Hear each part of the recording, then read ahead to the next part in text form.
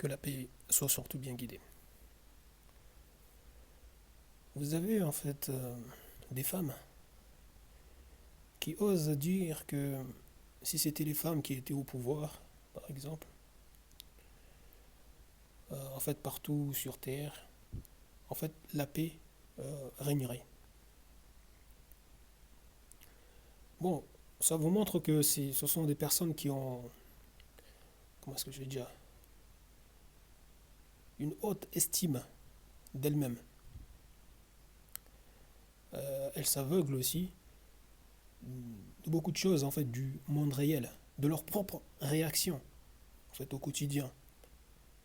Parce que des fois ces personnes se mettent en colère pour rien, par exemple, en fait sont agacées pour rien, même rien que les règles en fait peuvent avoir un impact sur leurs émotions, ça elles le savent, et en fait un impact négatif en fait, ça peut se montrer désagréable, c'est ce que je voulais dire. Là, nous ne parlons même pas de la ménopause, etc.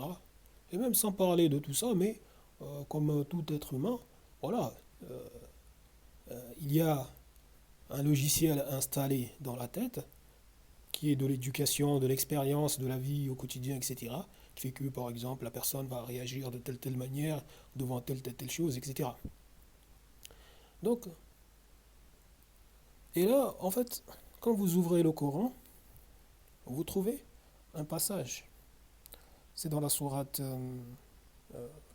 Les Fourmis, la sourate 27, au verset 34. Vous avez en fait la reine de Saba, et ça, c'est une histoire vraie. Ah oui, si c'est dit dans le Coran, c'est que c'est vrai. Ok. Donc, de toute façon, on n'a plus rien à prouver, on a déjà tout démontré, j'ai tout démontré que le Coran c'est la vérité, donc voilà. Donc, la reine de Saba qui dit quoi? Elle dit, dans ce verset, en vérité, quand les rois entrent dans une cité, ils la corrompent et font de leurs honorables citoyens ou habitants, comme vous voulez, des humiliés. Et c'est ainsi qu'ils agissent. Vous voyez déjà ce propos, franchement, je vais dire exagéré, c'est très réducteur. Parce que en fait, elle avait reçu un message de la part de Salomon, le roi Salomon, Sulaiman alayhi salam, l'invitant au droit chemin, parce que bon, elle et son peuple étaient des adorateurs du soleil.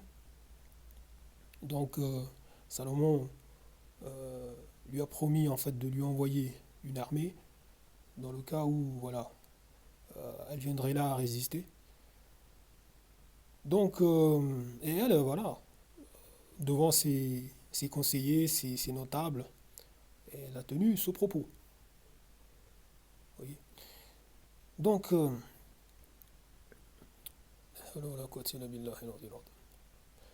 fait, c'est-à-dire que c'est un propos qui vous fait comprendre que le discours que vous entendez aujourd'hui de la part des féministes, ce n'est pas nouveau.